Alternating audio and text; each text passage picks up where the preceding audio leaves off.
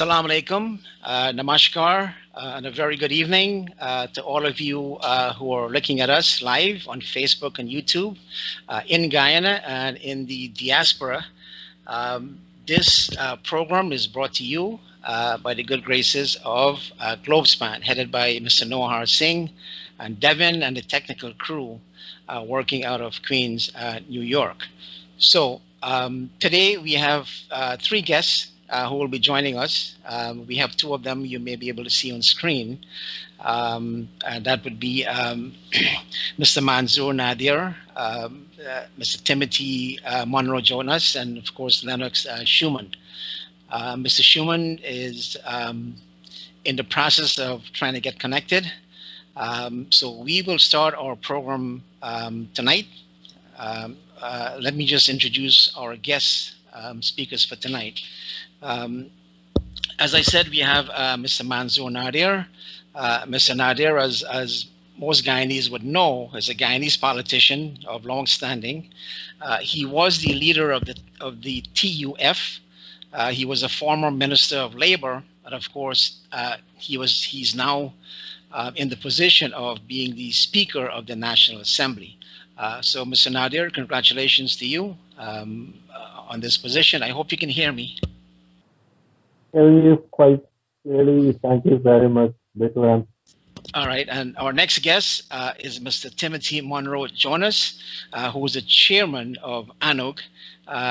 He's a well-known guest. He's been on this program many times, and if you actually do a Google search on him, there are two things that would come up. One of it has to be the fact that he's very handsome. That's the word that always comes up. And secondly, people say he's a potential future president. And I'm not just talking about the woman. I suspect Manzoor and Mr. Shuman are also, Facebook friends. So Mr. Jonas, as I said, he's the leader of ANOG, and his party is part of the Joiner party, which is the three parties that have actually combined their votes, that's the new and United Guyana, which is ANOG. You also have the Liberty and Justice Party, headed by Lenox Shuman, and the New Movement, the TNM. So our third guest, he's not on yet. Hopefully he will be on soon. Mr. Shuman, I will introduce him when we can address this technical difficulty and get him on board. So our topic tonight, we would like to focus on this, the 12th Parliament. We're in this situation here today because we've had 5 months of torture to try to get to this stage, but that torture is over, but we're still dealing with COVID-19, and I know all of us are concerned about that. It is a real problem. Speaking for myself, I would love to be in Guyana at this time, but of course, we have to take precautions and so on. And I know people in Guyana would like to travel, especially those who are with the government would like to travel and meet with the diaspora out here. I would like to direct my first question to our new speaker. And again, as I said, our topic would be focused on the 12th Parliament and the way forward. Mr. Nadir, let me ask you, how do you feel about being in this new position, Speaker of this new Parliament? Vikram, again, let me say good evening to you, Timothy, and all of your viewers. How I feel it's a great honor to be serving as Speaker of the National Assembly. I was extremely pleased with persons who have said, I've been there, I have the experience. I think President Jagger put it quite succinctly. He said he's experienced, he's a nationalist, and he will do fine. That kind of endorsement gives me the motivation to step up to the plate and for ordinary people like me, occupy an extraordinary position and be extraordinary. Well, can you give us a sense of the kind of agenda that you see unfolding in this new Parliament? In other words, what are some of the things that Guyanese should expect? Because we know obviously you're not just a speaker, you're also connected to the ruling party. I wouldn't be able to speak of the parliamentary agenda for the ruling party or any party. I want to suspect that top on the agenda would be issues of constitutional reform, issues that will pertain to changing archaic laws that can make our democracy operate more efficiently, more effectively. And definitely, while we're talking about constitutional law, the issue of electoral reform, in my view, will occupy a prominent place as Parliament, and it has to be done sooner rather than later. Okay. So let me ask you now about you know, some of the concern that some folks have had in the Stabroek News, I believe yesterday. One of the questions that was posed about you being speaker is that Mr. Nadir is not a lawyer, but if when you look at the previous speakers of the National Assembly, they all had some kind of legal background. So my question is, how would you respond to those kinds of folks who have that kind of concern about you as a speaker? What I can say is that our Westminster parliamentary system has an over 800-year history and tradition. Becoming a speaker is not, to become a speaker, qualification is not necessarily to be a lawyer. Lawyering is a good experience to have, but not necessary. What I want to say to those persons is, as I said it this evening in an earlier interview, to become a lawyer, Timothy had to do 3 years at the University of Guyana doing an LLB. He had to spend 2 years at the Wooding Law School to get the LEC. And then he will continue to study and practicing. What we have, I just have been a simple lawmaker for over 23 years. And today I said perhaps that qualifies me to hold 2 PhDs in lawmaking. And the legislature is the law-making arm of the state, the law-making arm. Those who argue the law, they do special training also.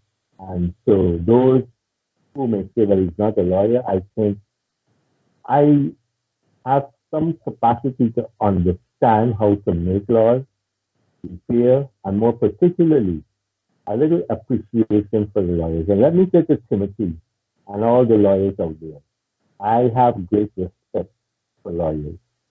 The thinking and their interpretation of the English language. Later on, you're an academic. When you look at criminal insanity and you have to study Durham's rule, and I think that has been abandoned, and McNaughton's rule of criminal insanity. And when you read that long sentence, you must get lost in understanding what criminal insanity is. So I've had some exposure, and while serving 23 years in previous parliament has given me quite a bit of experience, I think my reliance on that experience and the experiences of public life would make me a good fit for this position. All right, so I'm getting a call from the technical guys, and they're asking if you, Manzoor, can try to disconnect your headphones because apparently the mic is not too clear. So while you're doing that, I'm going to go to Timothy and Mike. So my question to you, Timothy, since you have one seat, or at least the Joiner Party has one seat in Parliament. So my question is, how would that seat, since you're a 3-party combined or joined together, is there going to be some kind of rotation, or how would that parliamentary seat be allocated? Because I know you had mentioned the term pro rata. So how would that actually? If you can share that information with our guests? Sure. Before I do that, Bertram, if you don't mind, let me go to what you'd asked Manzoor. Um, I was surprised that people asked the question about his legal qualifications because no such qualification is required to be appointed Speaker of the House. As he himself said, he's sat in Parliament for many years. He's very experienced. The Speaker assists with procedure, with making decisions on procedure. And Manzoor, by virtue of his many years of experience, is eminently qualified, in my view, to do it. Um, the people who talk about having a legal qualification to sit in Parliament miss, for me, what is one of the large ironies of democracy and the Westminster system, which is that of the three arms of the state, the judicature, the legislative, and the executive, it's only the judiciary got any academic requirements to get a job. Any of the others, anyone can do it once you get enough votes. And for that reason, the people who sit in Parliament and are supposed to be making laws and passing laws, most of those people have never drafted a single piece of legislation in their lives. What they do is they get the lawyers from the Parliamentary Council, who these days, although in my view they shouldn't, sit in the Attorney General's chambers to draft laws, often borrowed from other countries. But Manzoor is eminently qualified for the position he's been appointed to. I haven't had a chance to speak to him personally in some time, and therefore I haven't had a chance to congratulate him, but I wish to offer him my congratulations on the appointment. I welcomed the speech he gave, short as it was, where he committed to fairness towards both sides of the House. To me, that was very important. And I want to assure him that if I feel there's any unfairness to both sides of the House, I'll be the first to jump up and quarrel with him about it. But let's get sidetracked with questions about whether he can do the job. Manzoor can certainly do the job. Now, Thank you very much, Timothy. to answer the question you asked me, Bertram, about the one seat, the position that was agreed by the three parties before the election was that if the leftover votes that each gets is sufficient to give a seat, as it has done, they would share the time allocation for that seat. The seat has a 5-year life until the next elections. So they would divide that 5 years among the three parties in proportion to the votes each party contributed to the seat. Nice. So mathematically speaking, the New Movement was the smallest contributor.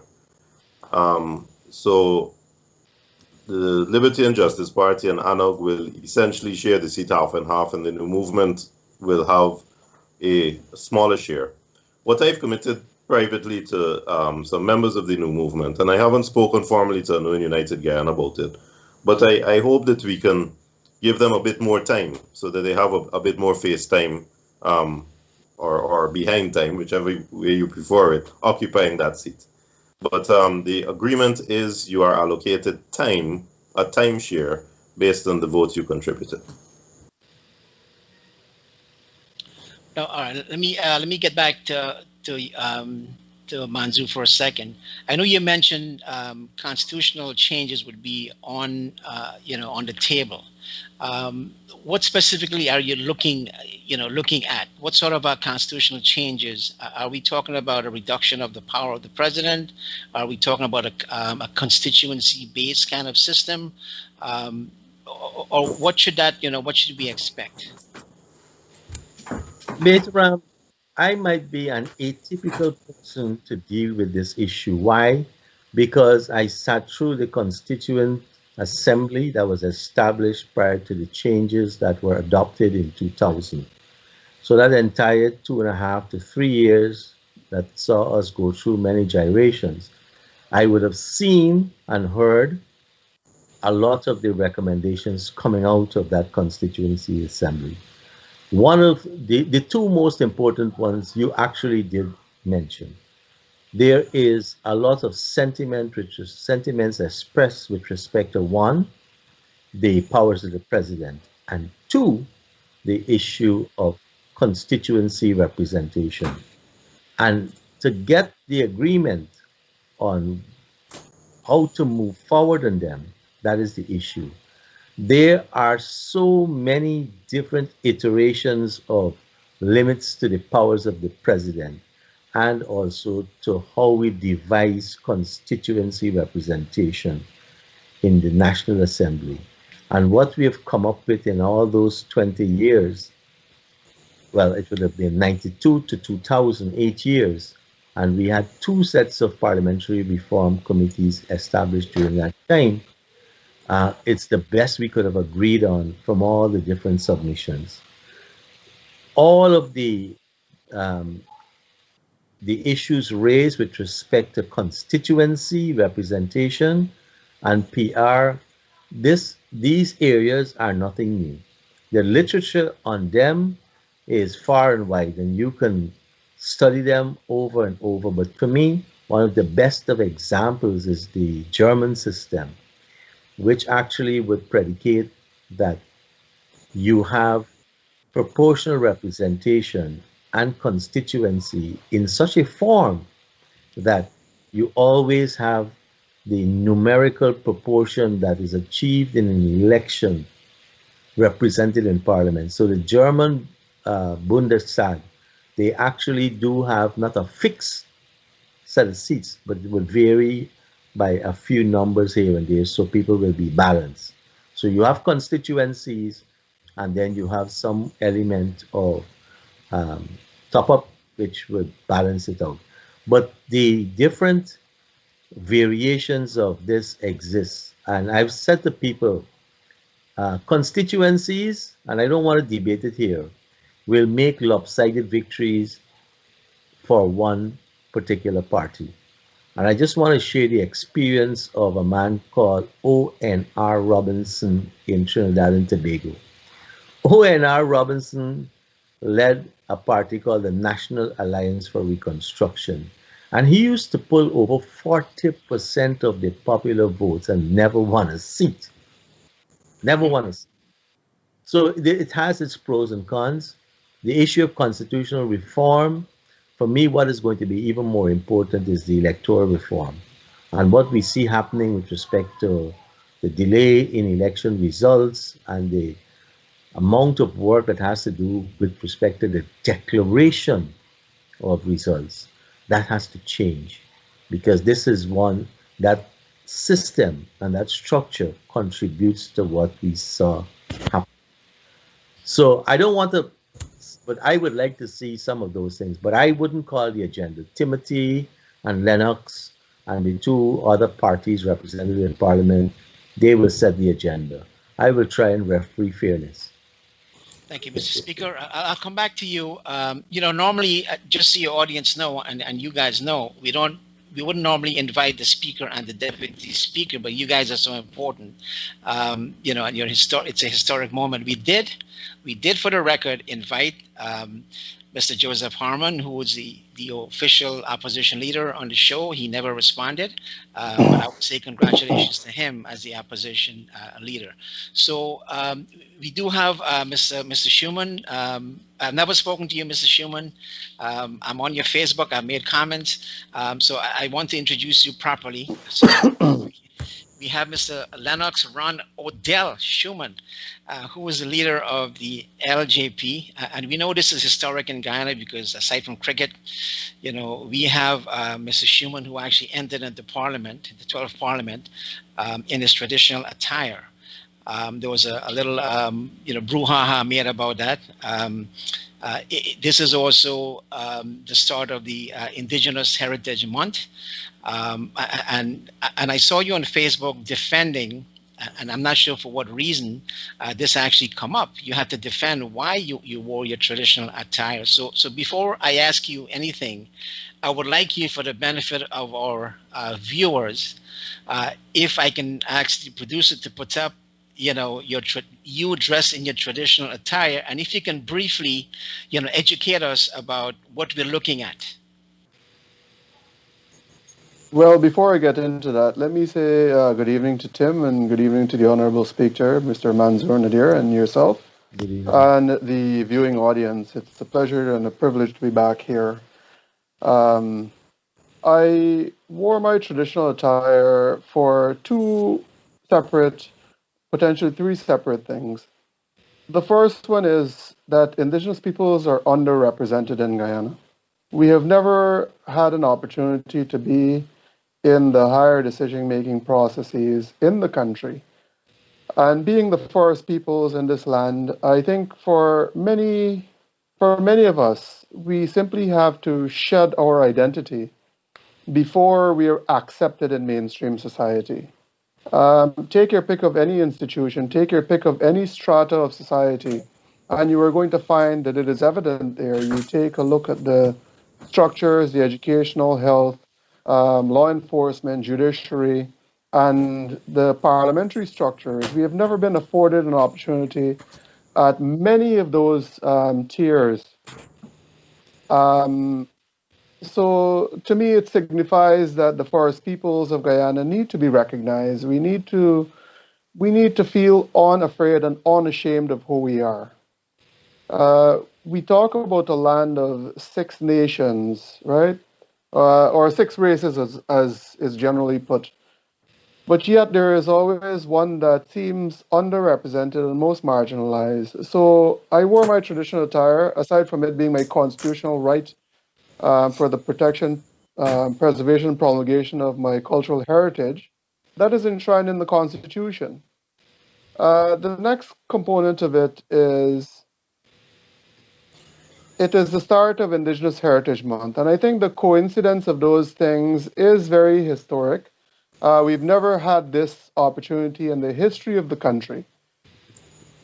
I think if you look back at the history of Parliament, there has been no parliamentarian that has been willing, at least Indigenous parliamentarian, that has been willing to go out there and tell the world and the country that Indigenous peoples are actually in Guyana. I mean, we hear people talk about it.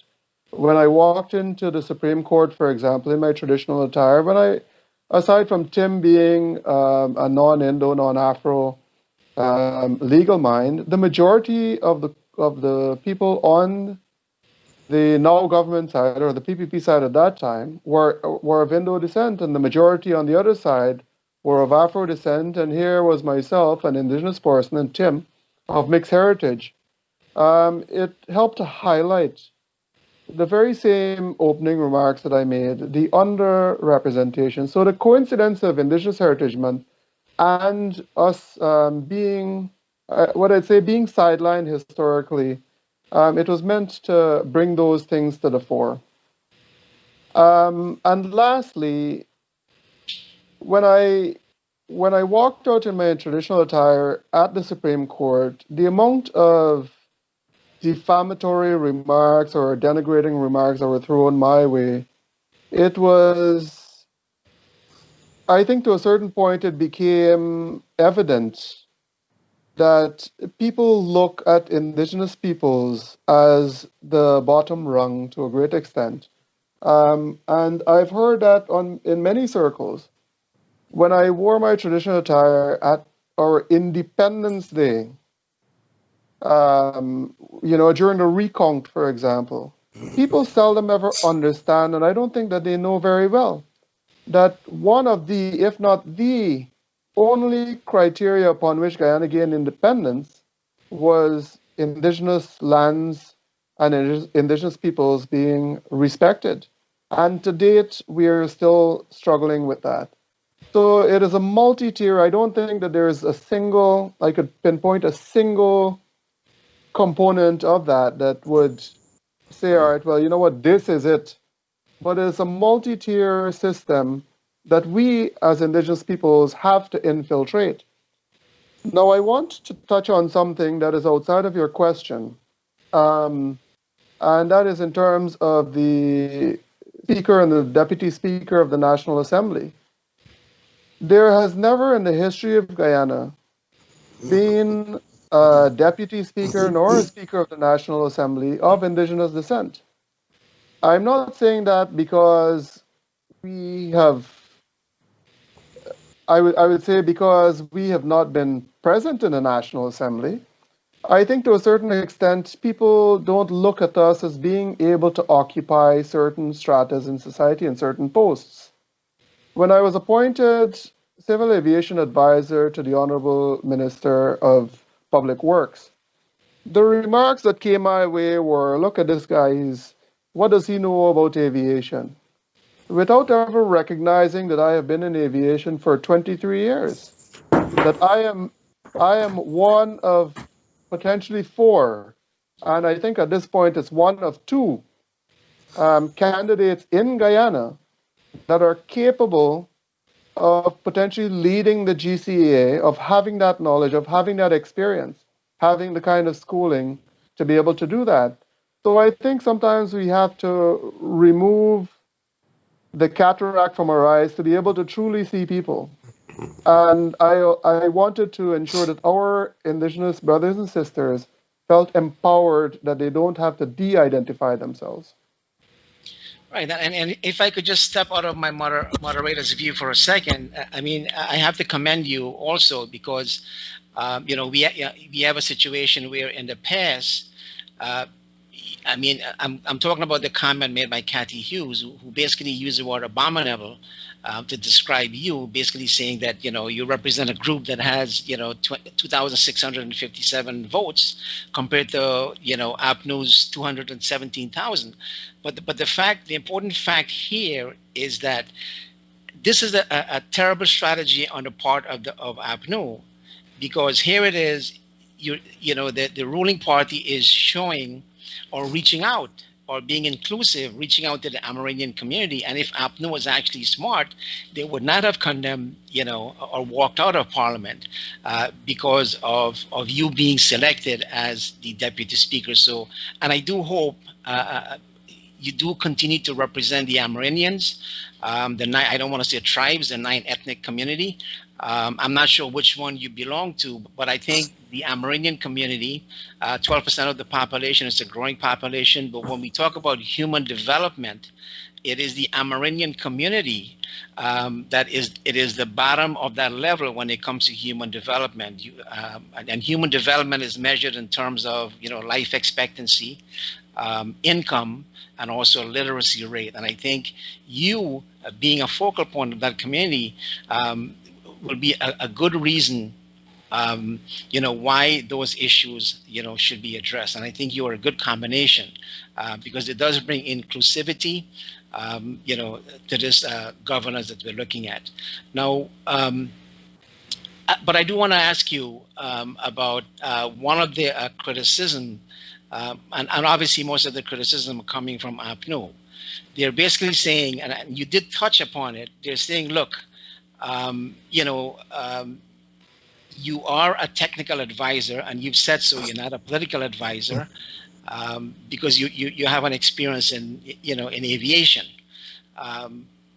But the argument is being made on the other side that, you know, how can you hold both positions? It's a conflict of interest because you could be a technical advisor, but at the same time, you should be in parliament opposing, right? Or questioning what the government is doing. How would you respond to that kind of criticism? Because people are now saying, well, look, well, if I can use Mr. You know, Speaker Nadir as an example, he was a member of the TUF, and now he became a member of, you know, he was a minister within the PPP government, and now he's speaker. So is this the path that Mr. Shuman is on? And how do you counter those criticisms? Well, let's deal with it from Forrest's sports perspective before we go into the rest of it. Every 4 years, there used to be this thing called the World Cup of Football. I think that it might be canceled because of COVID. And every country that competes in the World Cup, regardless of where their players are, they bring them back. They bring back the best of their players for one simple reason. It is because they want their country to win. Now, if we all collectively want Guyana to win, do we now not have an obligation to import back our own people who have the technical knowledge to be able to make Guyana become that winner? That is one. So in terms of the technical expertise, I've said it before, I'm one of right now potentially just one of two people in the country that have the capacity to deal with the aviation sector in Guyana, outside of Mr. Fields, which I think he should be close to retirement. The second component is Tim being the chairman of ANOG, plus we've got Asha, Dr. Kisoon, and John Flores, Mr. Flores. Well, all three parties signed an agreement. And that agreement says within it that no decision is made in Parliament without our consensus.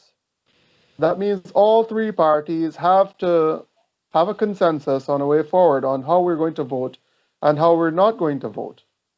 So when we are talking about holding the government accountable, Lenox Shuman is not there acting in his own, on his own. I'm in there acting with the endorsement of a new and united Guyana and the New Movement and also the Liberty and Justice Party to ensure that the decisions that are made are not in conflict with our specific mandates as political parties. So I don't really see the conflict at least in me occupying a technical post yet sitting in that position. And I want to touch on the issue with Miss Kathy Hughes. I find it quite disappointing that Kathy Hughes and the APNU, at least what I would say my colleagues in the opposition at this point, could not recognize that history was being made in the House. That for the first time in the history of Guyana, Indigenous peoples are being given an opportunity to elevate to a place where we have never gone before, and that is Deputy Speaker. Who knows, maybe the next step from here is Speaker or something further down the road. This is a golden opportunity, and I'd say it's a landmark moment for Indigenous peoples in this country, and I'm very saddened to hear that fact escaped Miss Kathy Hughes. Nigel has done a lot of work in Indigenous communities. I think many times he says that he champions Indigenous people's cause, and it was very disappointing to hear of Miss Hughes, his wife, at that juncture, saying such words. I also heard about me not being able to represent the opposition's views in Parliament as the Deputy Speaker.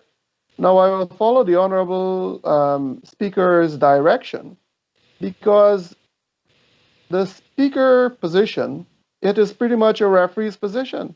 It is not to take sides. It is not to give one side preference over the other. It is to be objective and ensure that all sides get heard.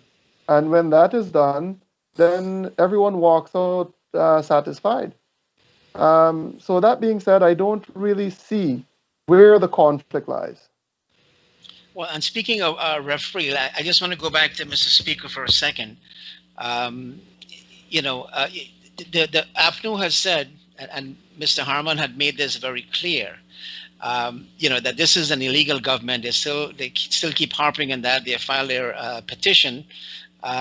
So my question is there anything different that you would do based on the expectation that APNU will try to disrupt parliamentary procedures? Is there anything that you have done in your career that has really prepared you to take that on and to create a stable environment and make this institution very professional? Because, and I'll tell you, in the past, we've seen pictures of parliamentarians.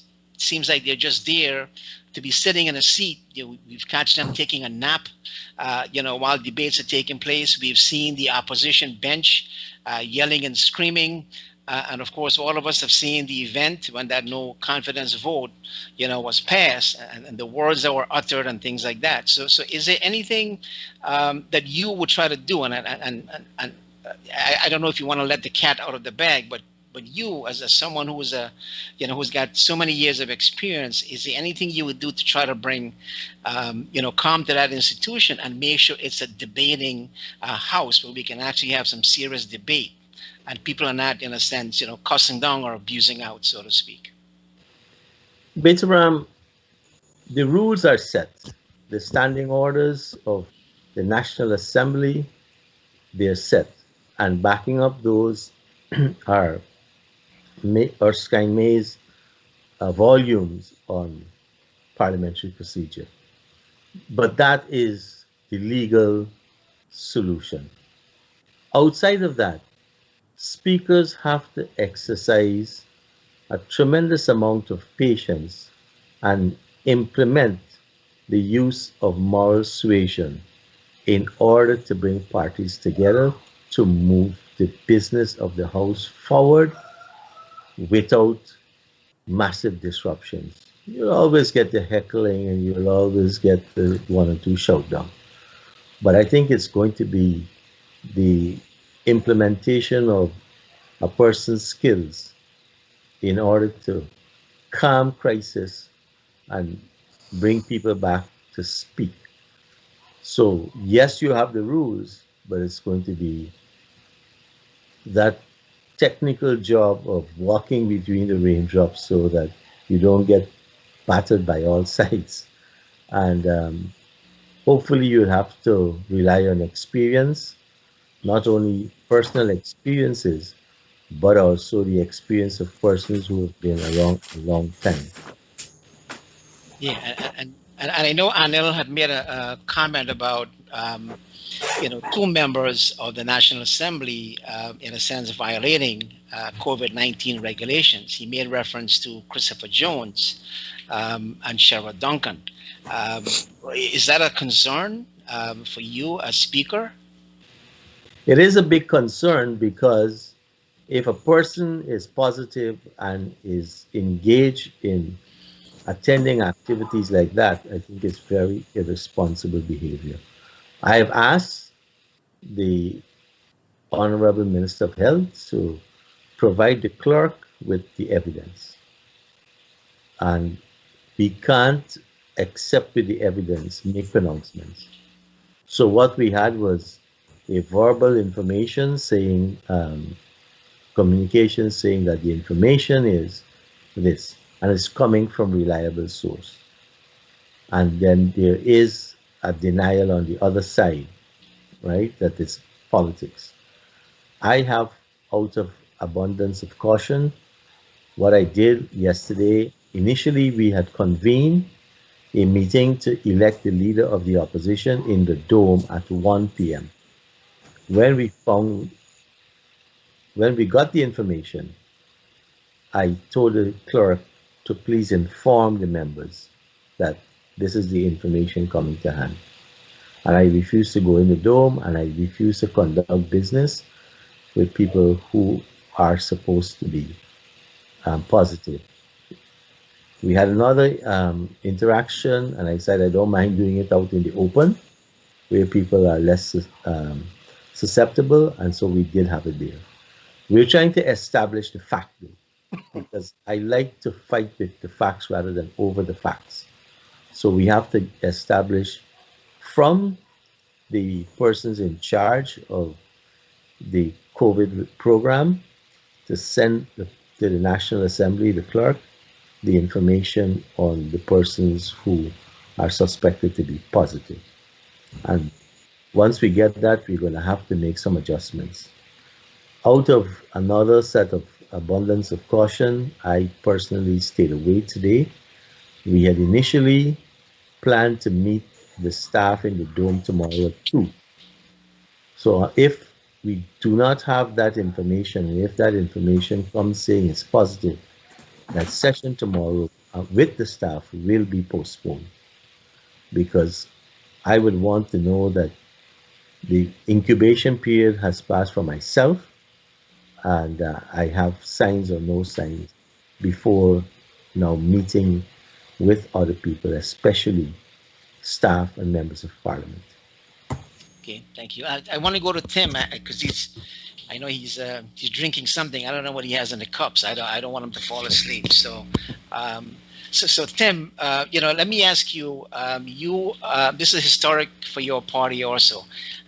You have a one seat as a joint. Like there's three parties combined. So I want to ask you about your agenda. You have been very vocal. You're well liked. People see you as a future, a popular leader in Guyana, and your voice means a lot to people. So my question is, what are some issues you see on the immediate agenda that you guys will push for, together with Lenox and Asha and so on? Okay. A couple things were said earlier that I would like to touch on, because we have a listening audience and we got to be accurate for them.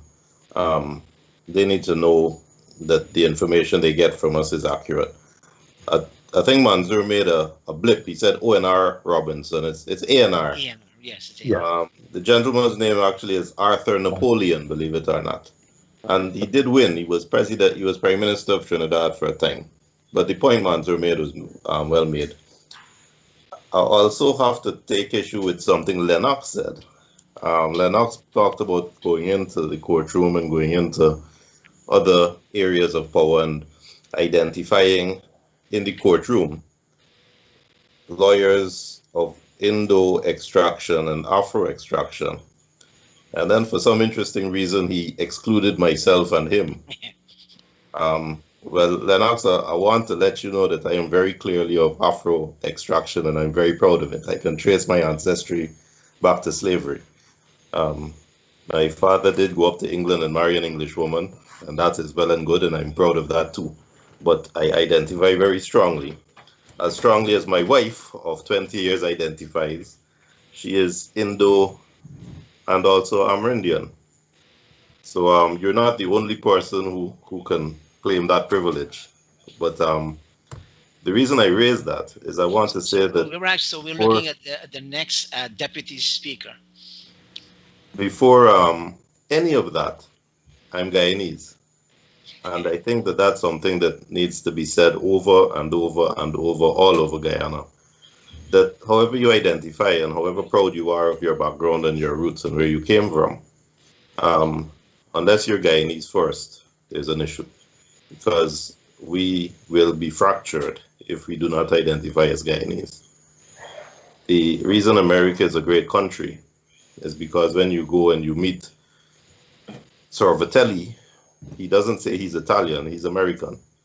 And when you meet Schaefer, he doesn't say he's German, he says he's American. They're a hodgepodge of Americans.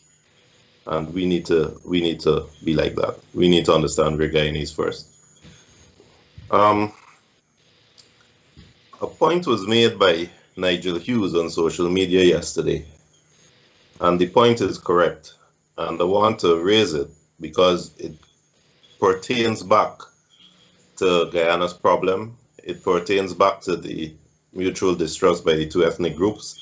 It pertains back to Manzoor's comment about constitutional reform, and his assumption that, and it's a correct assumption, that the process of constitutional reform will be informed and directed and controlled by the two large parties.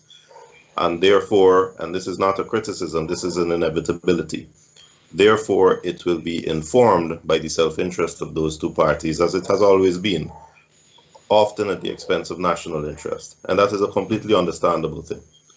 So, with one voice, with one seat, in the face of 64 seats looking at us. The point that Mr. Hughes made was well made. In our system, 33 seats is an absolute majority. So when you talk about APNU being unhappy and walking out, they walk out with 31 seats. We could walk out with them, that's 32. You still have a majority sitting there who can pass all the laws, do everything they need to do. The Guyana system creates a democratically elected dictatorship as long as the government controls parliament. Now, this is not to allocate blame. This is how the system is. This is the system that we have. So, a year ago, 2 years ago, 33 seats were held by an APNU AFC coalition, and they had dictatorial powers in the House. Now, 33 seats are held by the PPP. And they have dictatorial powers in the House. So there is not much you can demand that you can order.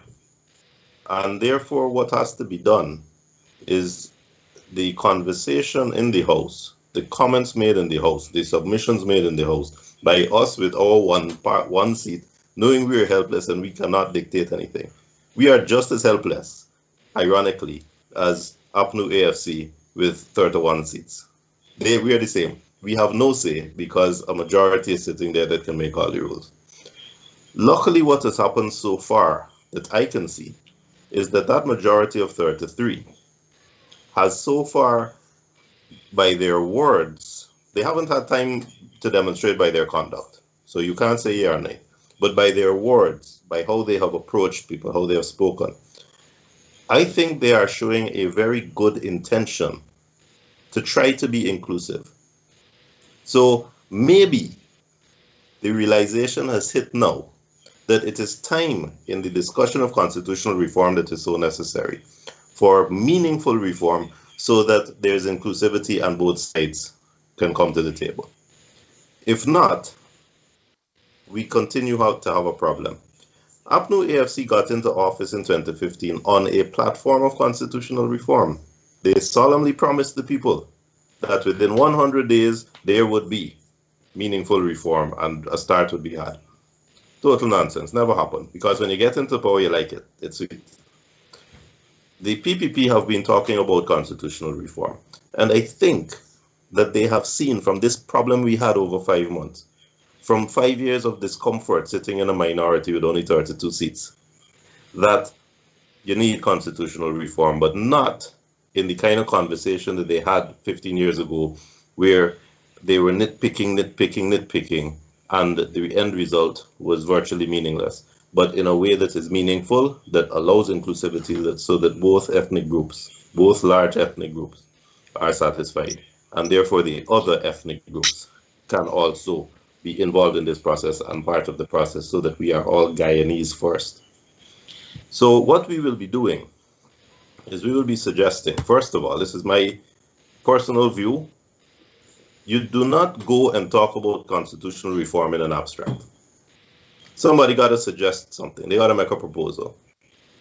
And I am really hoping that a form proposal is made, a template is put out, a draft is submitted by the PPP. This is what we want. Tell me what you think.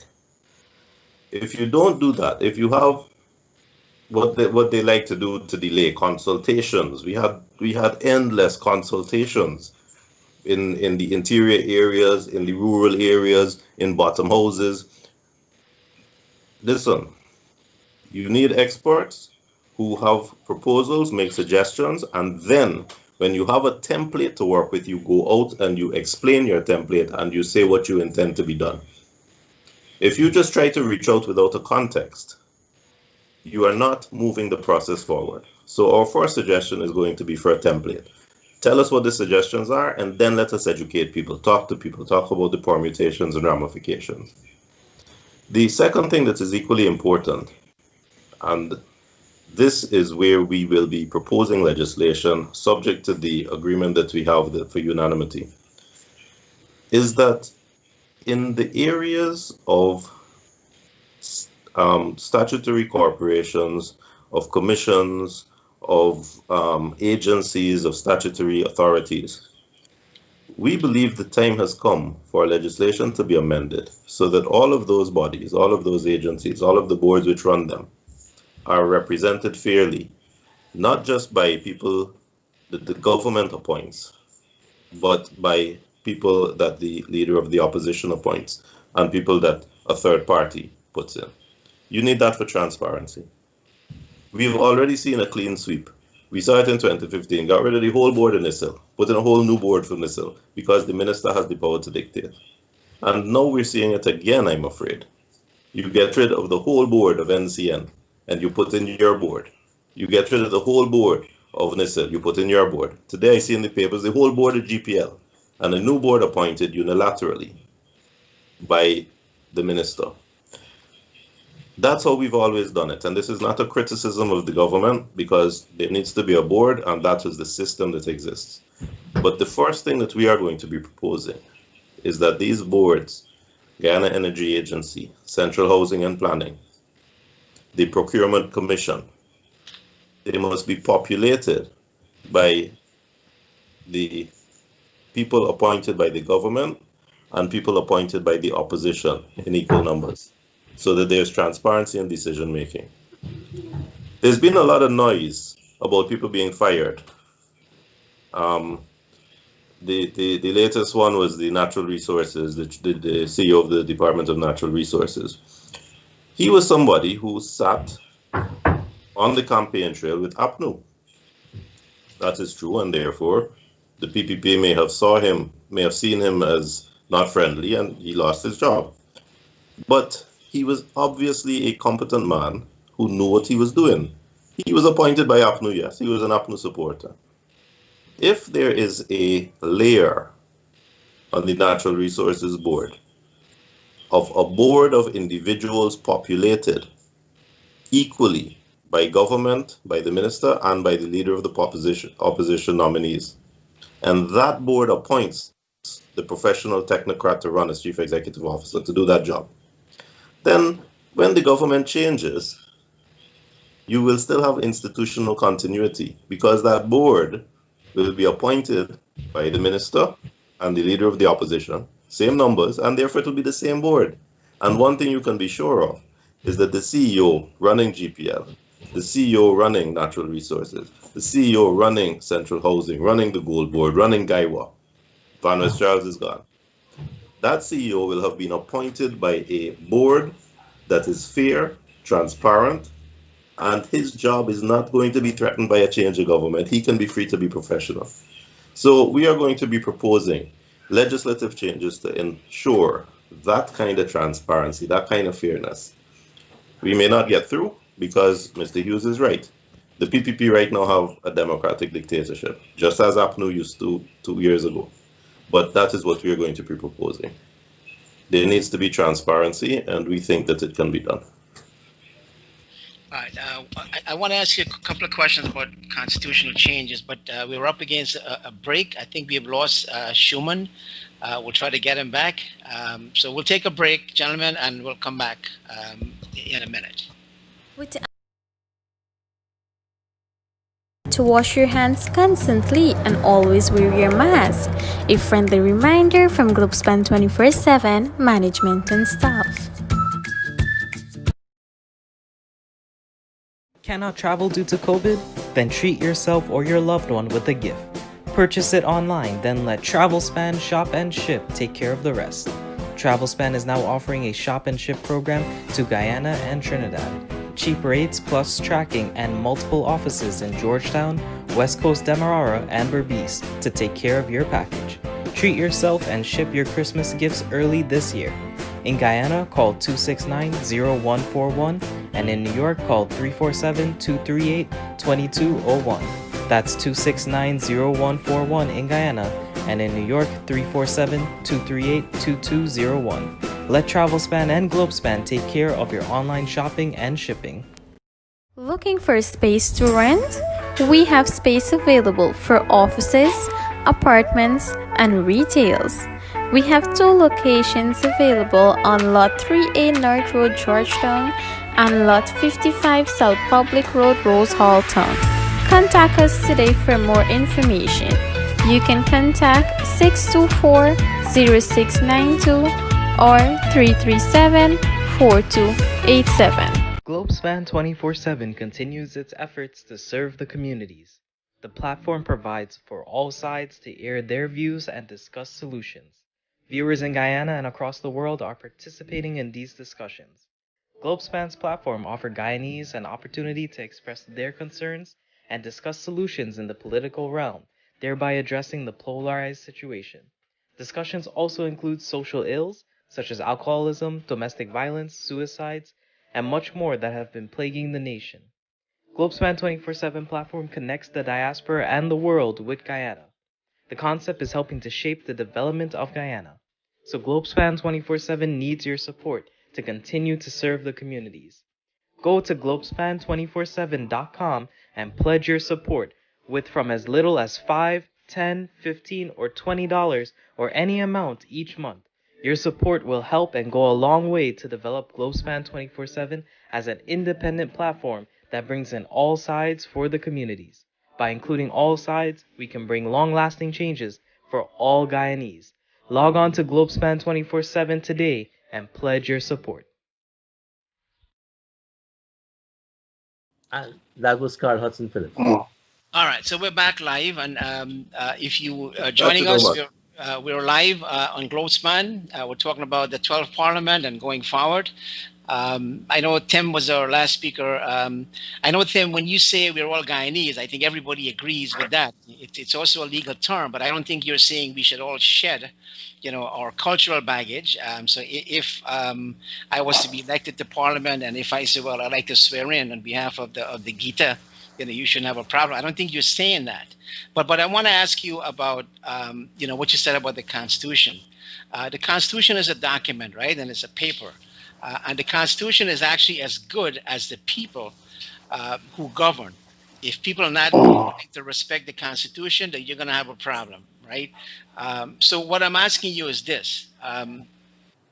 Aside from all the flowery things we can talk about in that Constitution, we mentioned reduction of the power of the president and making the system more democratic and so on. I want to ask you some basic questions, which kind of, bring us to this situation we're in today. We have a situation where, and I'm using the example of the 5 months, and I don't think anybody would argue with me if I say that the coalition refused to hand over power or refused to recognize that they've lost because they, in the back of their minds, knew that they controlled the coercive force of society, right? So, okay, you can talk about Constitution and all of those things can happen, but what about those institutions, that needs to be changed to make sure that we don't have the repetition of what, we had within that 5 months. Now, obviously, that's something, you can specify in the Constitution that those, those institutions must be balanced and reflective of the population in the same way that you're arguing that in these commissions and boards and so on, you should have professional staff that are there and don't necessarily have to vacate office when a new government is elected, right? So what about those issues? I mean, how do you address those things? I don't think that you can legislate against individual corruption, can you? You legislate to create a system that hopefully is transparent enough that if there is corruption by an individual, that corruption is immediately exposed. And interestingly enough, the system that we had, which requires the returning officer for each region to assess the statements of poll in front of everybody concerned and to hold them up, as soon as he stopped doing that, it was immediately picked up. So there are aspects that can be tweaked to make them better. The idea of those statements of poll being public, I think with modern technology, they shouldn't just be put up on the wall of the place of poll. They should be put up on a website so that everybody can see, media, internationals, locals, everyone can see them and count them as soon as they are posted up. If you did that within 12 hours, you would know the outcome of the election. Every Guyanese would know the outcome of the election. So in areas like that, they can be tweaked. But Bertram, I don't think it's possible to pass a law to say no corrupt person can work in GCOM Secretariat because you can't enforce that. So what you have to do is ensure your system is transparent enough to catch the corrupt person when he practices corruptly. But I do think, I mean, in today's world, there are so many eyes watching, and we have, there's something called institutional memory. We know that there was corruption in the past. I mean, the PPP government is unearthing a lot of them today. So I don't think it's going to be that easy for people in government to kind of move in that direction. I'm not saying we will totally eradicate it, but I'm saying it's going to be much more difficult for people to do that because of all the eyes watching the system. But I want to challenge you a little bit on this whole notion of, you're saying that the PPP is I think the word you used was democratic dictatorship. That seems to be like, a an oxymoron because the PPP was elected, by a majority in a free and fair election. Bertram, That's I don't want you to locate it on the PPP. I said that in our system, the party that wins once they have the majority in parliament has dictatorial powers, is a democratically elected dictatorship. It's not just the PPP. That's the system we have. So in the last 5 years, APNU, by virtue of their majority, was a democratically elected dictatorship. They passed the laws that they wanted because they controlled the House. Once they control Parliament, they make the rules. It's not an indictment on the party, because a party can have that power and can exercise it wonderfully for the benefit of the country, in theory. The thing is that is the system. So it applied equally, APNU, PPP, and I don't want you to locate it with one party or with the other. But let me ask you this, and maybe Shuman can share his opinion. Do you support, with all the changes that are taking place now, would you consider changing the laws? I mean, there have been many commissions in the past, right? And one of the things I've written about in a recent letter to the press is that we need to look at balancing institutions, right? Would you consider, for instance, balancing the armed forces and the police to make it more reflective? Because the same principle would apply if you're talking about having boards that reflect different political opinions, so people can't be removed willy-nilly when a new party comes in and says, hey, we are the victors, so the spoils belong to us. Is that something in your vision? We can talk all about the fact that we're Guyanese, but the fact remains that Mr. Harmon and APNU can be bold enough, to speak a language knowing that they control certain coercive institutions in society. I mean, we all know about Mr. Hyde, reference to kith and kin. You've got so those situations are still fresh in our minds. So aside from constitutional changes, would you advocate changing those institutions of power? I think that is exactly what we are talking about and what we have been trying to persuade all and sundry needs to be done. If the system says we win and therefore we get the spoils, you have the winner-take-all fight that we had for the last 5 months. You have the desperation, and with that desperation, you throw all morality out the window. You throw all concept of right and wrong. You start to have blind faith in your leaders in the hope that your leaders will bring that success by whatever means necessary. And you begin to hear expressions like that, by any means necessary. That is not what we want in this country. What this country needs is a system that all sides can go into with confidence, knowing that whatever the outcome is, they are represented. We don't have that now. And the idea that you just put forward is one that Anna has been speaking about, and one that we will try to persuade the two sides needs to be implemented during our conversations in the next 5 years. So let me put that same question to Mr. Shuman with the caveat, right? And again, we come back to the fact that, and I'm not trying to bemoan this fact that you're one seat party right now, and even if you join with the opposition, it's going to be difficult, to force that change. So I would like to ask Mr. Shuman, given the fact that the Amerindians, need some serious help in all different areas, would you advocate a situation where the government, should come up with programs specifically directed to specific group? Because let me put it this way: I don't think this government that is in place can ignore the interests of the 35 or 40% of the population that did not support it, because the country, still has some healing to do. But that is a force to reckon with, right? And you look at, what's happening on social media. You look at the language emanating from people like Ogunseye, from Harmon, and so on. How do you move to that level with that one seat party. So my question to Mr. Shuman is, would you advocate some kind of affirmative action policy that this government can pursue, or does that make any sense? Well, I want to touch on the question that you asked, Tim, prior to asking me that question. A country is only as strong as its institutions that are meant to protect the citizens. I would say that had the APNO AFC gone back in office, I would bet my last dollar that there would be no charges brought against Mr. Mingo, that there would be no police investigation, that there may be some drive to bastardization of investigations, amongst a whole host of things that we are going to see unfolding in the near future. So we most definitely need to work from revising our institutions to deal with meritocracy.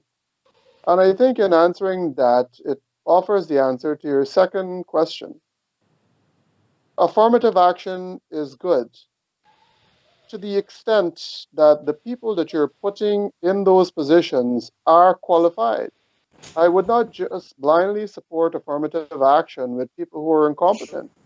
And what is needed in the country is a drive towards meritocracy. If you're competent, qualified, and capable of occupying a position, you should not be displaced just because you want to meet some kind of a quota. I don't support that at all. I think everyone needs to pull their own weight in the country, regardless of which institution they are in. And everyone needs to work equally as hard to be able to achieve what they need to achieve. But what I also want to ensure that we are clear on is that the system in Guyana right now does not deal with equity. While I recognize that ANOG's drive is for shared governance, amongst other things, I think some of those discussions are a little bit too elevated for us at this juncture because we do not have equity in the system. You could deal with constitutional reform, you could deal with legislative reform, but until there is equity in the system, you're not going to get it. Take, for example, Guyana, the economy in itself has been driven by gold production. The majority of that gold comes from regions 7 and 8. Now, if you're to go into regions 7 and 8, you will see the kind of infrastructural development that never transpired in those regions because the majority of the money that has been derived from extracting gold has been used to develop the coast. And many people have gotten rich out of it, and the coast continues to benefit from that. So, in terms of Indigenous peoples, all we want is equity, that whatever infrastructural development are afforded on the coast are also afforded to the taxpayers of the hinterland communities. Whatever progress is being made on the coast in terms of education and institutions and all of these things are afforded to Indigenous and hinterland communities. Take, for example, you have a university campus centrally located in Georgetown, and you also have one in Berbice. And there is this tendency for what we call a coastal drift. When students come out and attend university, they're given an education that confines them to the coast. They cannot go back to their communities and apply that same knowledge because the same opportunities are not there for a variety of reasons that consecutive governments have neglected to address. So to answer your question, we don't, at least I don't support blind affirmative action. It must deal with capacity. There must be equity in the system, and whatever happens on the coast in terms of infrastructural development, education and health and all those things must also happen in those Indigenous communities. I don't think there's much more that we are asking for. Obviously, the land titling component, which was our prerequisite to independence, that needs to be addressed. It is a 206 years old issue.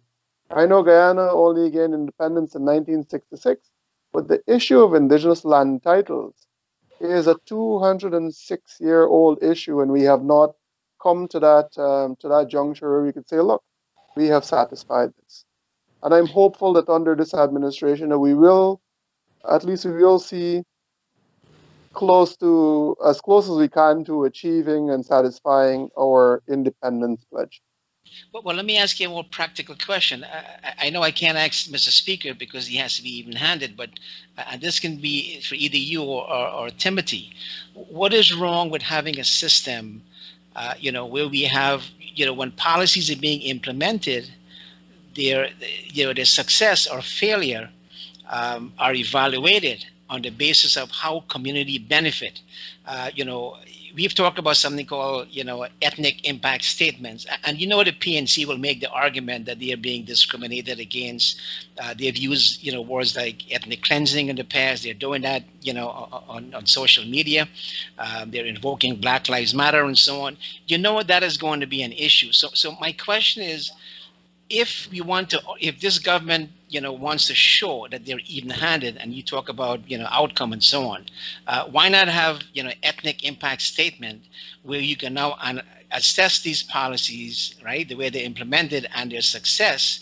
This way, 5 years or 10 years down the road, one group can't say, or let's say the Amerindians can't say, well, we never benefited.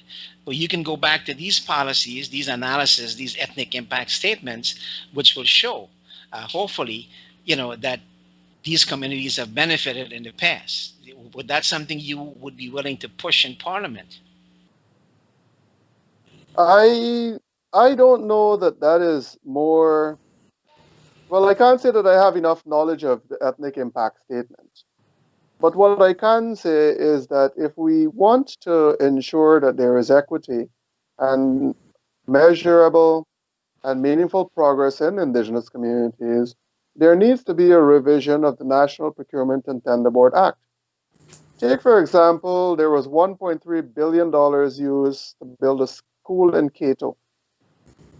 The community of Cato benefited to the tune of $10 million. And the lion's share of the money came out to the contractor who lives on the coast. There was also a school feeding program put into Cato, and that was contracted out to someone in Madhya. So until we could give the Indigenous peoples the same opportunity, remember we're talking equity. It is not just equity in one or two areas. It is equity that they must be afforded the same opportunities as the people on the coast. I think the people on the coast are exposed to the bidding process. When the papers come out, they could look through and get it. When the internet is there, they could look through and get that.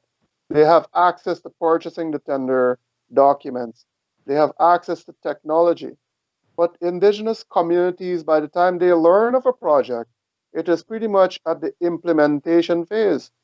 It is not at the consultation phase. It is not at the bidding phase or anything like that.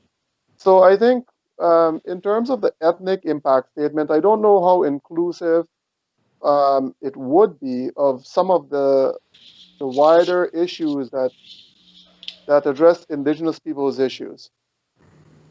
I want to go back to Mr. Speaker, and I'll come back to Timothy in a second.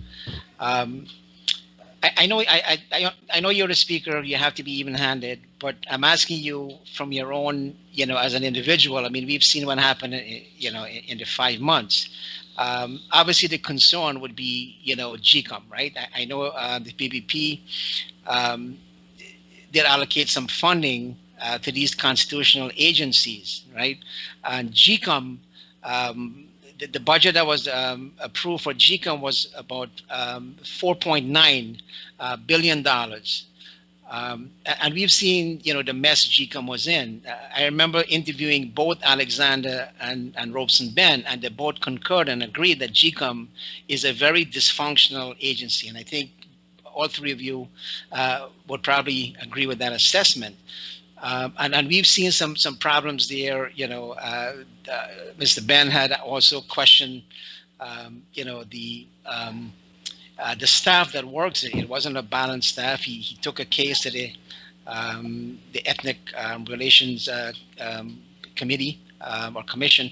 I forget the exact name. And of course, Mr. Anil Nandal had also questioned the role of Roxanne Myers. So given all of those problems in the past. And of course, we had that situation with Mr. Vishnu Prasad, who apparently scored high to be the deputy CEO, and he was chosen by Mr. Patterson over Roxanne Meyer. So given all of those problems, was it wise, and maybe I'm not clear on this picture, wouldn't it have been wise to clean up the mess first at GCOM before allocating, $4.5 billion to that agency?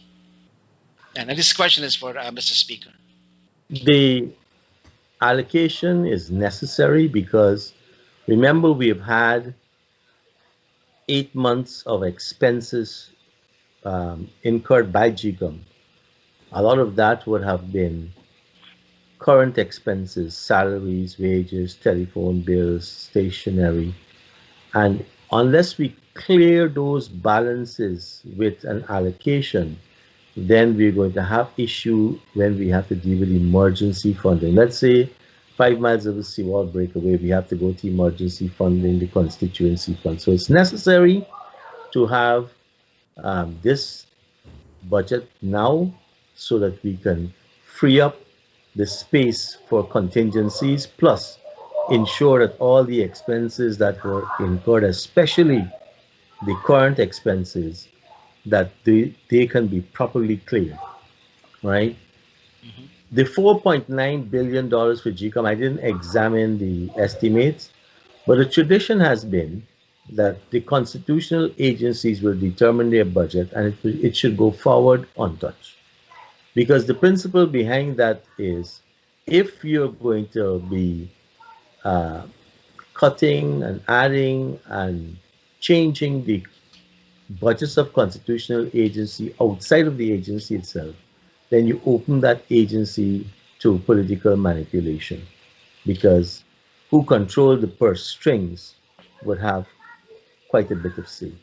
So what has moved forward in the process was the constitutional agencies being responsible, that they come up with their budget. The budget is presented to Parliament, and that's approved, and then it is included in the national estimates. And that process ought to bring some objectivity, transparency with respect to the allocation of resources to constitutional agencies. So I don't know the particular situation of GCOM, but we just can't say GCOM is in a mess without doing the needs assessment, without doing the forensic audit of it, and start making the changes. And remember, GCOM changes will most likely have to have a 2/3 majority. Electoral changes tend to be very entrenched. It can't be a simple majority. Most of them, as far as I can remember, has a 2/3. So the concurrence of the other parties in Parliament, especially the coalition party, is going to be necessary. So to move forward with GCOM, you're going to have some amount of consensus. Clearly, we all know that GCOM has had more than its fair share of partisanness. In 1992, I can only share experiences. Between 1992 and 1997, all of the parties in Parliament, and I want to say all, we sat around the table and we looked at what needs to be done at GCOM to ensure transparency and fairness to the political parties contesting elections. And now remember, we have a number of other permutations in that local government elections. We have included their constituencies. So in that process between 92 and 97, we saw a number of changes that were consensus. One of the changes I particularly was pleased about is in the hiring of staff. And what used to happen was an elaborate system, but necessary in order to have transparency, and that is, people have to apply for the job. There is an examination. The exam scores are analyzed. It's tabulated. The results of that tabulation and all of the documents pertaining to every applicant was submitted to the political parties in Parliament. And so if you knew who was in the pool, to be considered. And if you knew differently that here we have 5 persons are coming from list joiner applying for the CEO position and nobody else, something seems to have gone skew there. And people will say, look, Manzoor from the joiner list is so biased. If we put him there, he is going to make unilateral declarations. But the important thing is in that period, we had the applications, we had their qualifications, and we had their examination scores after they were trained with us. And so we could do two things. We can pull up what information that we know of these persons, especially referring to our field activists. And secondly, we can judge the applicants also on merit, the examination score. All right. That, I'm sorry, go ahead. yeah, that provided some amount of transparency and professionalism in this staff at GCOM. Over the years, that got relaxed. Whenever there was training, we had introduced the issue of scrutineers. Whenever there was training, the scrutineers were present. Any activity at GCOM was scrutineered. And so you had an early warning system to say that these things might not be good. So I can tell you a process that I saw work. And we need to implement something of that sort, that kind of transparency and merit-based selection in terms of the appointment of staff at GCOM. The issue of the electoral reform and the reform of electoral laws to ensure that a Mingo can happen again and a Lowenfield can happen again, I want to leave to the competent people like Timothy and the other persons now very active in the political scene. Well, Tim, besides the people who man GCOM, the selection process and the testing and so on, what is your vision of what a new GCOM should look like? That's such a difficult question, Beto. Well, that's why I'm asking. Answer is right. The system can only be changed by constitutional change, and therefore both sides have to agree. There was so much toing and froing and so much negotiation and discussion on creating this system where government appoints 3, opposition appoints 3, and then you have this rule called that all Guyana knows about, where the opposition gives a list of 6 names and the president picks 1, which, as we know, Mr. Granger completely undermined, and that was the start of our problems. So the end result of that system is, first of all, it's bureaucratic. You have a board of 7, but in reality you have a board of 1, because you have 3 loyalists on one side, 3 loyalists on the other side. We've seen that.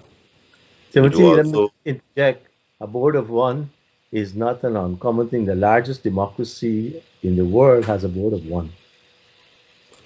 I didn't say that as a bad thing, but what I think we'll all agree is that the other 6 cancel each other out, and therefore we pay, and taxpayers are paying them for doing nothing at all. Because at the end of the day, if they cancel each other out, we know, and again, this can't be a criticism of a party, that the party will only select someone to that board who is completely loyal to that party. So that's what we've seen. Alexander, Corbyn, my friend Sayes, Bibi Shadik, Robson Ben. I mean, who is going to argue that these are not completely loyal individuals who will not yield an inch? So what we have therefore is the 1 swing vote in the body of the chairman. Steve Surjbali had that pressure. Claudette Singh now has that enormous pressure. It's a job a lot of people don't want. And I think Guyanese would be surprised how many people turned down the offer of that job when Mr. Jagdeo was trying to get his lists of 6 up. So I don't know how those 2 parties are going to agree on a change, but there's absolutely no doubt that whatever that board is, the board needs to be appointed with the agreement of both sides, and the individuals in the secretariat who are hired by the board. It's well and good to talk about training. It's well and good to talk about competence and all of that. Training and competence have nothing to do with personal integrity. There are some highly educated, highly qualified crooks, and there are some very simple, very humble people of high integrity. And at the end of the day, what has really bothered me in this entire scenario is how many people are willing to cheat in order to win. I don't support the PPP, but they won, and therefore they needed to be given their victory. Like it or lump it, because that's the rules of the game and that's how it works. And anybody who tries to undermine those rules does not realize that when the next go round, if they win, if people don't stand up and say you won, then they themselves are undermined. Without the rule of law, we have nothing. So integrity cannot be bought and integrity cannot be trained. So Bertram, to answer your question, the best we can do is to assuage our mutual suspicion and our mutual distrust, is to ensure that whoever's appointed is appointed with the agreement of both sides, but also to lessen the stakes by removing winner take all. Because as long as there's winner take all, the side that's losing is going to be willing to cheat to avoid that loss. And neither side has moral high ground there. The side that is losing will do anything necessary not to lose. And I'm sure we'll come back to this question again. So we're coming to the end of the program, so I'm going to ask all of you to make, a closing statement. But I have one last question. So in terms of the closing statement, if you can keep it to 1 minute. So Tim, you'll go first, Lenox, and Mr. Speaker. But I have one last question for Mr. Shuman. Here, I'm thinking outside the box, right? I know this sounds crazy. But we've had situation in Guyana where we've got flooding and so on, and most of the development is on the coast. There are countries in the world, many of them, that have actually moved their capital city into a different location. I'll cite two for you. Pakistan has moved its capital from one place to the next for strategic reasons. Brazil has moved its capital from one place into the interior, Brasilia, to encourage economic development in that area. And the government have actually led by example. So my question to you, and you can keep this short, Mr. Shuman, do you think, given our problems with, development, uneven development and so on, and given the fact that we have oil money coming in, do you think it would make sense to move Guyana's capital city further into the interior within the Amerindian community? I would say yes and no. Within the Amerindian community, I would not support that. I think indigenous peoples need their space. You have to remember that the jungle is our supermarket. The rivers are our supermarkets, right? We rely heavily on our environment for our food and for our livelihood. Most definitely, I would support the capital being moved from the coast to somewhere a little bit more inland. That ideal location, that is for the administration and all political parties, and the people of Guyana, I think at some point should have a say on that. And I say that because the parliament that we attended yesterday was held at the Arthur Chung Convention Center. Ideally, if you were to hold that parliament at the parliament building in Georgetown, the entirety of Georgetown would be an absolute mess. You'd have roadblocks, traffic jams, and it makes way for a lot of unscrupulous characters to do their acts of violence or whatever. That being said, if you look at what happened yesterday, the traffic flow yesterday blocked off the street, but the traffic flow in itself was not majorly disrupted because they could have used the highway. So that in itself speaks volumes.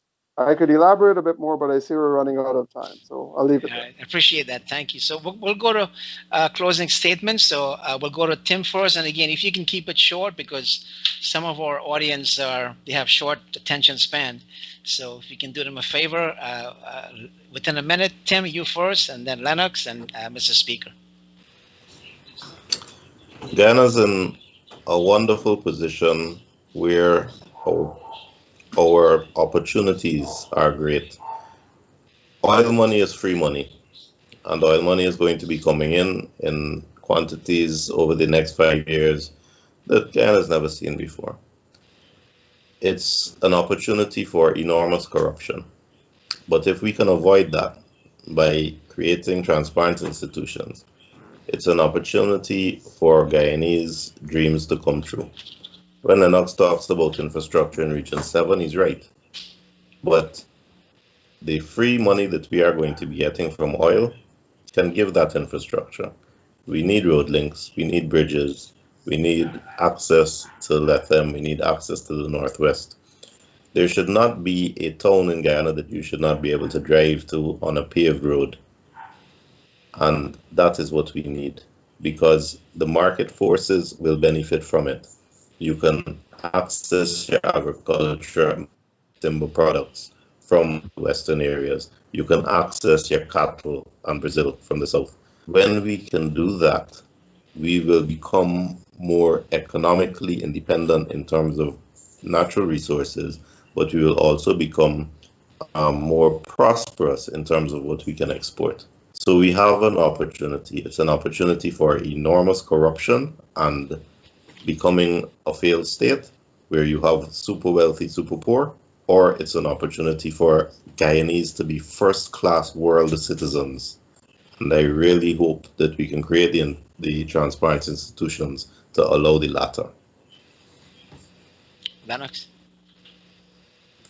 All right, I will be 30 seconds because my battery will die before I even finish this. I just want to say it will be an honor working with the Honorable Speaker. I'm happy that we have.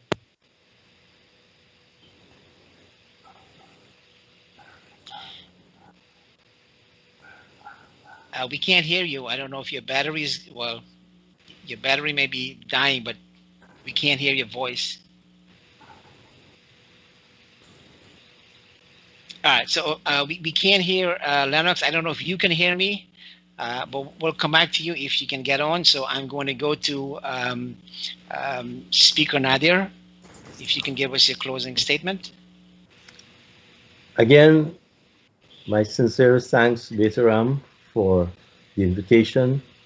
I am very buoyed not because of oil and not because of the economic potential that we have.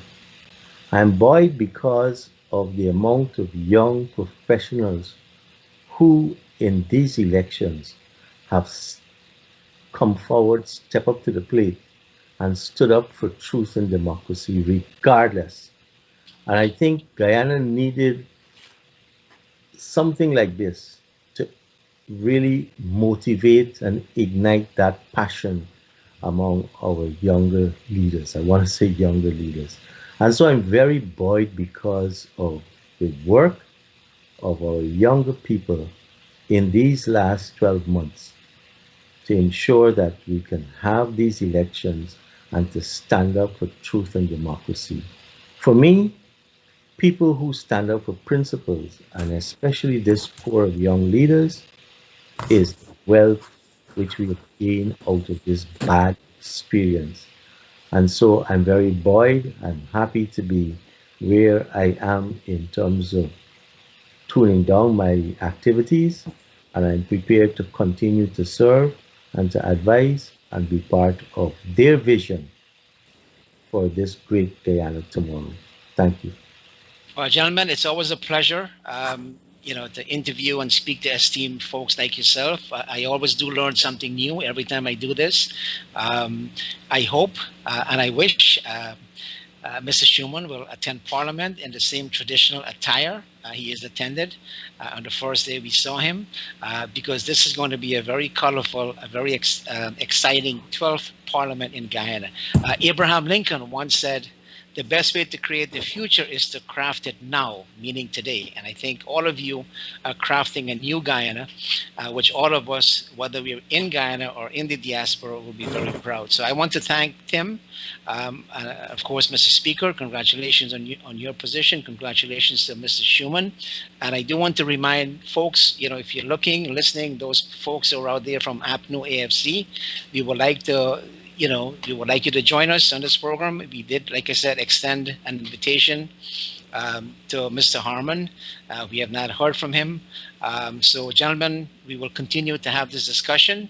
On behalf of Mr. Nohar Singh and Globespan, I want to thank all of you for taking the time out.